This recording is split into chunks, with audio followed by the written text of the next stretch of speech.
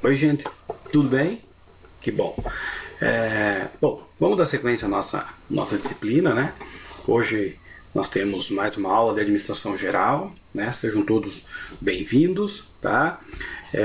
Hoje nós vamos começar a aula com um pensamento do Gandhi, né? Onde o Gandhi diz o seguinte, que quem sabe concentrar-se numa coisa e insistir nela como um único objetivo, obtém a capacidade de fazer qualquer coisa.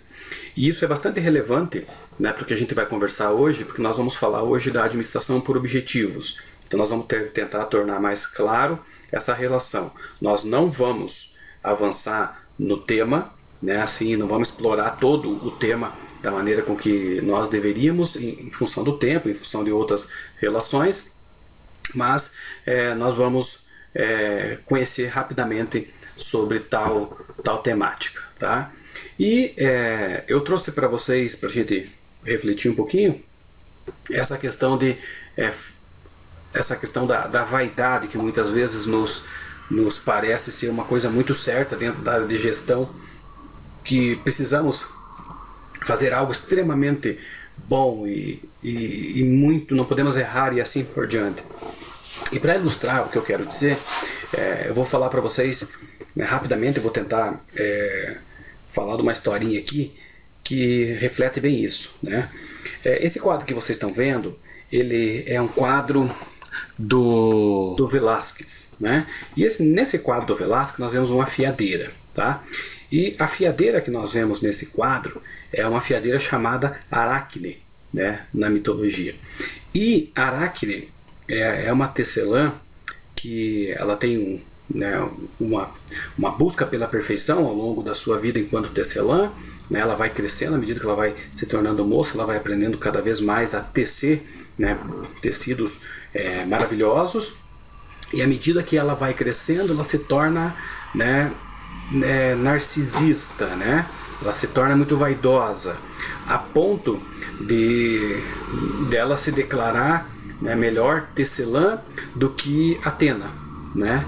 Atena é a deusa grega, né, protetora dos artesãos, né, das artesãs, dos obreiros, né, dos trabalhadores e assim por diante. E esse princípio de perfeccionista de Aracne é tão relevante que em determinado momento da vida ela resolve tecer as desilusões amorosas de Zeus, né, pai de Atena. E quando ela faz isso, Atena fica enraivecida com Aracne e desce à terra, né, e castiga ela. Castiga ela pela tamanha vaidade de acreditar que ela sabe, ela se colocar numa condição de deusa que não erra, que tem o melhor trabalho, que é inumana. E daí vem essa consequência de errar é humano. Então, errar sim é humano, entende? O humano erra, um Deus não erra, né? Então, todo mundo é suscetível ao erro. Mas continuando a historinha, o que acontece com Aracne é que ela é castigada, né? Ela é castigada por Atena, e porque Atena transforma ela numa aranha, aracnídeo. Então, aracnídeo vem da mitologia grega de Aracne, que era uma tecelã, que é castigada a tecer pela eternidade. Então por isso que nós vemos as aranhas por aí, por isso que nós vemos toda, né, essa conjectura, né, de aracnídeos tecendo em todo lugar. Segundo a mitologia grega, ela é a Aracne que foi condenada, né, pela deusa Atena, porque buscou a perfeição na sua atividade até o ponto que ela quis ser melhor do que uma deusa, tá? E por que eu estou dizendo isso? Eu estou dizendo isso pelo fato de que quando nós realizamos uma atividade, nós temos que ter em mente que essa atividade ela pode ter relações que são prejudiciais, relações que não são tão confiáveis, né? Então ela está sujeita ao erro. Então nenhum de nós está sujeito a essa condição de não errar, tá? E a administração por objetivo, ela trata evidentemente que dessa preocupação, tá? Então aqui nós temos o nosso quadro, né? E hoje nós estamos falando de administração por objetivos. Administração por objetivo tem a ver com a definição da meta. Então, quando você define a meta específica, né, quando a meta é específica, quando ela tem direção, quando você sabe de certa forma qual é o caminho mais adequado para realizar a atividade, é evidente que se torna mais rápida essa realização. O que vem surgindo a partir dessa perspectiva é que, em decorrência da teoria neoclássica da administração, neo é novo, né? Então, quer dizer, uma repaginação daquela teoria clássica da administração, há uma entrada na discussão para com as perspectivas dos resultados. Então, até então, a teoria clássica ela não se preocupava muito com o resultado, mas com a operação. E a teoria neoclássica ela alterou o foco da atividade, que visualizava só os meios de realização da atividade, para quais os objetivos e quais os alvos estratégicos que foram atingidos. A administração por objetivo ela é identificada por um pragmatismo, né, que vem da área da gestão, que surge lá em 1954 com o Drucker. O Drucker foi o grande pensador da área da administração contemporânea. E no livro The Practice of the Management, ele coloca que a característica, né, ou a prática, né, que as empresas devem adotar, ela é muito relativa aonde a administração por objetivo ela direciona os esforços dos gestores para a solução de problemas e não mais para a metodologia. Então aqui passa a ter o entendimento de que, indiferente muitas vezes do que você preconiza enquanto metodologia de trabalho, às vezes a metodologia mais adequada ou mais complexa nem sempre leva ao melhor resultado. Então, o que importa aqui é que nós alcancemos o resultado, tá? Por vias mais fáceis, por vias mais difíceis, mas o que o resultado aconteça. O segundo ponto é que o relacionamento entre o subordinado e a chefia acaba tendo uma prevalecência, né, na hierarquia. Então antes era top-down, antes o chefe mandava, o subordinado obedecia. Aqui o subordinado começa a ter vez e voz dentro dessa perspectiva de administração por objetivo, e começa um certo conceito de parceria dentro desse ambiente. E o nível de envolvimento que isso ocasiona dentro, né, aí o nível de envolvimento já intra-empresa acaba gerando, né, um trabalho em equipe que de certa forma eleva, né, a eficiência e a eficácia gerencial. Então, se nós fôssemos definir a administração por objetivo, e de maneira muito sucinta, é um sistema de administração que relaciona as metas organizacionais com o desempenho individual em todos os níveis administrativos. Então, não mais me interessa se o resultado financeiro foi bom e o resultado de produção foi ruim, né? Então, se entende a partir da administração por objetivos que todos os resultados são não só a somatória, né, mas são a conexão entre os vários departamentos da empresa. A administração, ou esse processo de administração por objetivo, ela pode ser implementada como se fosse uma operação de guerra, né, dentro do cotidiano da empresa. Por que dessa maneira? Porque eu tenho que, e busco, né, estabelecer 4 pilares. O primeiro deles é estabelecer metas e objetivos organizacionais. Tá? Ou seja, quais são e em função do que, né, nós estamos trabalhando. Esse é o princípio básico da administração por objetivo. Ponto 2. Qual é o plano de ação? Então eu tenho que desenvolver um plano de ação. Não basta eu saber, eu querer chegar a algum lugar. Querer todo mundo quer, mas nem todo mundo pode, né? Então, ou seja, eu quero ser rico, entendeu? Mas eu posso ser rico? É outra questão. E é uma questão totalmente diferente. Querer é uma coisa, poder é outro substantivo, é outra conexão, é outro nível de análise. Tá? Então, definir um plano de ação. E o definir um plano de ação é dizer o que eu quero colocar no papel e talvez reconhecer que possa e é possível atingir aquilo que a empresa quer, e em outros momentos é inteligente talvez dizer que não é possível atender aquilo que a empresa espera. E isso, a partir do momento que eu tomo esse posicionamento, eu preciso fazer revisões periódicas. E uma revisão periódica tanto para aquilo que eu engavetei no primeiro momento, quanto para aquilo que foi executado. Então toda revisão periódica, ela não significa só dizer, opa, tá bom, mas o que tá bom a partir da criticidade, ou seja, daquilo que eu resolvi criticar, daquilo que eu resolvi achar situações conexas. Um problema não tem uma única solução, ele tem várias soluções. A diferença é que nós temos dificuldade muitas vezes de ver as outras várias soluções. E toda primeira solução é a melhor solução. Tá? E a avaliação periódica, ela está muito atrelada a entender quais foram os resultados que nós alcançamos. E se é que alcançamos alguns resultados. Então a administração por objetivo, ela se torna e apresenta uma perspectiva mais pragmática e voltada para o resultado. E isso condiciona a todos dentro da empresa a pensar e agir em função dos fatos, dos dados reais, sem perder o foco. Nós estamos falando desde da tia da limpeza ao grande gestor ou dono da empresa, todo mundo pensando sobre a mesma perspectiva. Ou seja, se um de nós não está preocupado em aprender dentro de uma sala de aula, todos nós perdemos. Porque provavelmente esse que não está preocupado em aprender, ele vai fazer movimentos ou nós vamos participar de estruturas em que ele está envolvido que não vai haver comprometimento. É como se você pensasse em uma atividade em grupo onde um membro não está preocupado com o resultado. Fazer o trabalho em equipe na sala de aula, quando um dos componentes se exime de estar na prática, isso já é o fato que o resultado não vai ser tão positivo, uma vez que alguém não está comprometido com o resultado. Tá?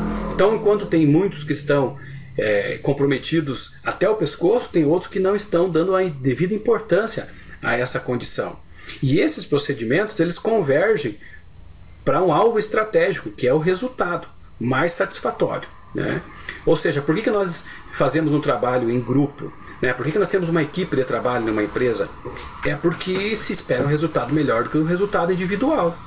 Ou seja, vocês, enquanto futuros contadores, né, gestores dentro de um processo, vocês vão ter que ter essa preocupação de por que eu tenho uma equipe? Se eu tenho uma equipe e tenho vários problemas com essa equipe, significa que não vale a pena eu ter equipe.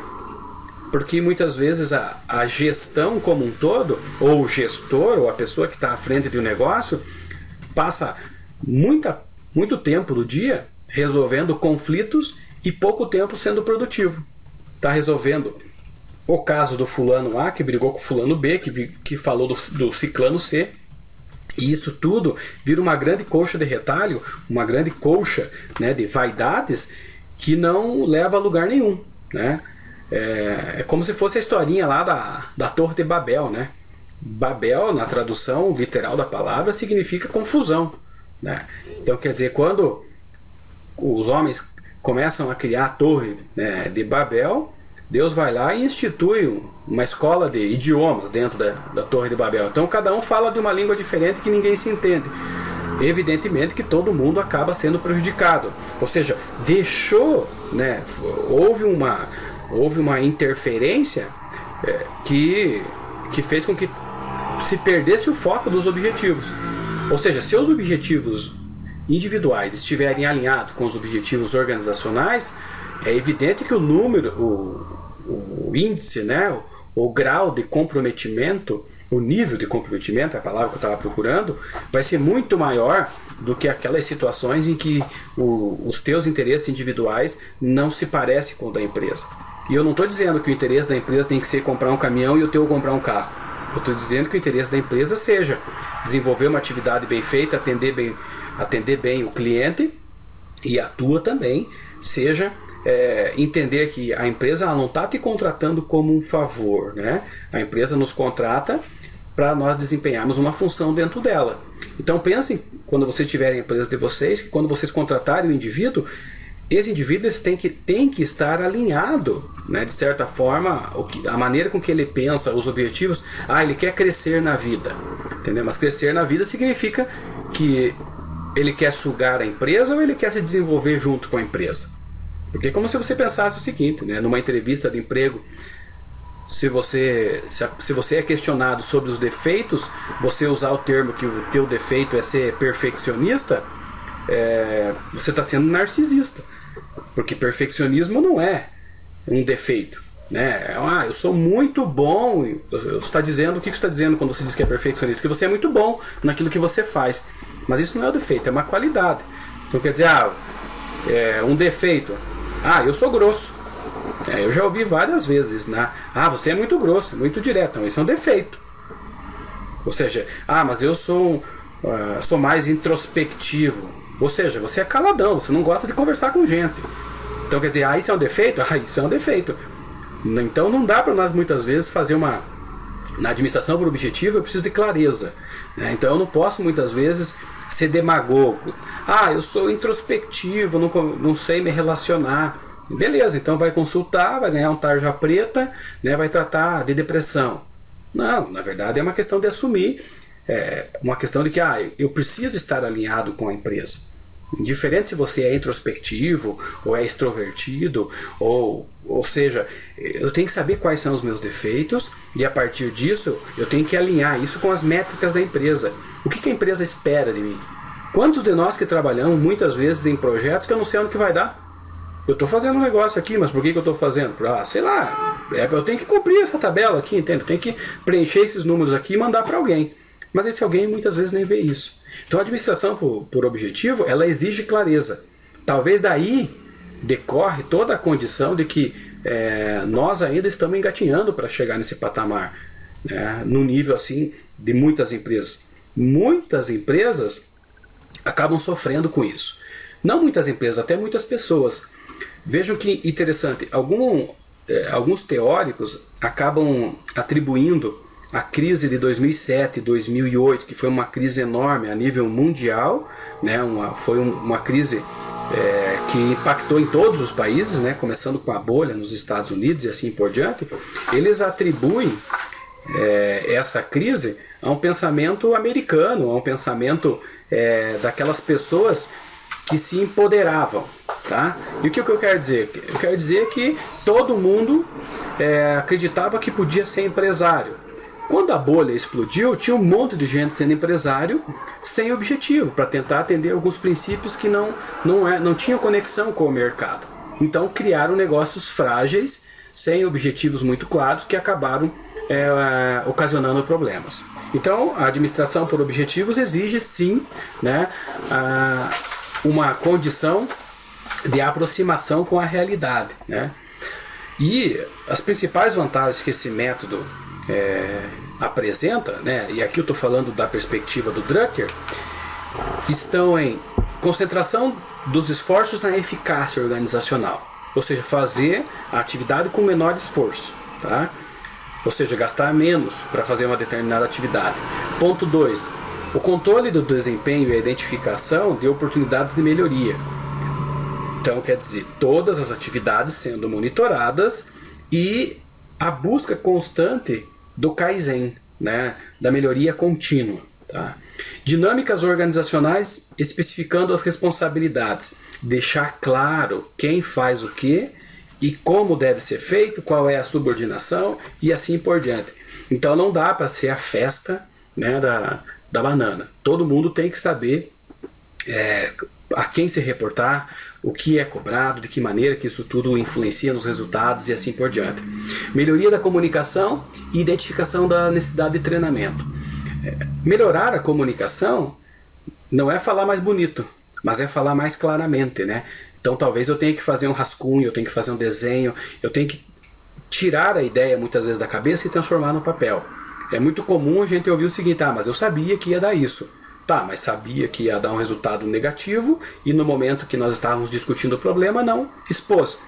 Então não adianta, entende? É como se você desse um remédio para o morto. Então legal, você vai lá e dá um remédio para o indivíduo, entende? Não vai ressuscitar, ou seja, entre o remédio, né, segundo o Fernando Henrique Cardoso, o remédio e o veneno, a diferença entre os dois é a dose. Né? Todo remédio é veneno, então quer dizer, por isso que nós dosamos, né, o remédio, para não ser em demasia, mas para tentar ser assertivo. O quinto item né, da administração por objetivos, ainda fala o seguinte: aperfeiçoamento do sistema de avaliação, além de promoção, remuneração mais equitativo, com base no desempenho. Ou seja, como que eu vou avaliar o meu sistema? Né? Será que a todo ano que o indivíduo graduar na minha empresa eu dou 1% e ele aumenta? Como que eu vou fazer isso tudo? Por quê? Porque eu acabo criando laços, né, que são mais resistentes. Um elo fraco de uma corrente prejudica toda a corrente. Ok? Então quer dizer, um elo forte da corrente auxilia toda a corrente, e um elo fraco prejudica toda a corrente. Essa relação de corrente talvez seja a relação mais interessante. Então não adianta eu ter uma corrente extremamente robusta numa parte e na outra parte sendo frágil. Vai arrebentar na parte mais frágil, né? Como diz o ditado, a corda sempre arrebenta do lado mais fraco. Se você pensar nessa frase, essa frase está totalmente equivocada. Porque se a corda arrebenta no lado mais fraco, indiferente se ela tem um lado mais forte. O lado mais forte também vai se prejudicar com isso. Então, quer dizer, a administração por objetivo, ela pressupõe que nós estamos alinhados.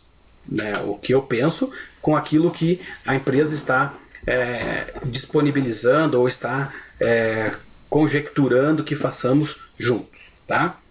Bom, como eu falei para vocês, essa aula é uma aula bem rápida, tá? Da administração por objetivos, até porque a administração por objetivos ela não para por aqui. Nós vamos tratar dela na administração por processo, que é a próxima aula, né? Depois no sistema de qualidade, nas questões logísticas, na reengenharia, na filosofia Lean, né? Que dentro do ambiente corporativo, que é a metodologia enxuta, e vamos ir até o plano de negócio, tá? Mas até porque nós temos a avaliação na sequência.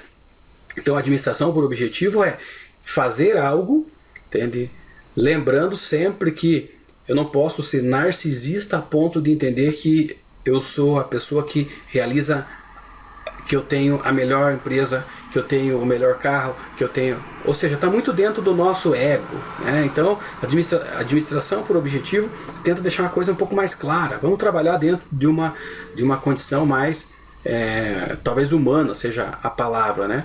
Mas entender que as pessoas fazem parte do processo, e quando essas pessoas estão unidas em prol de uma mesma causa, entende? A minha corrente não tem um elo fraco e um elo forte. A minha corda não tem um lado fraco e um lado forte. A corda é uma constante. Tá ok? Então seria isso por hoje. Muito obrigado. Até a próxima aula. Beleza? Valeu. Acabou.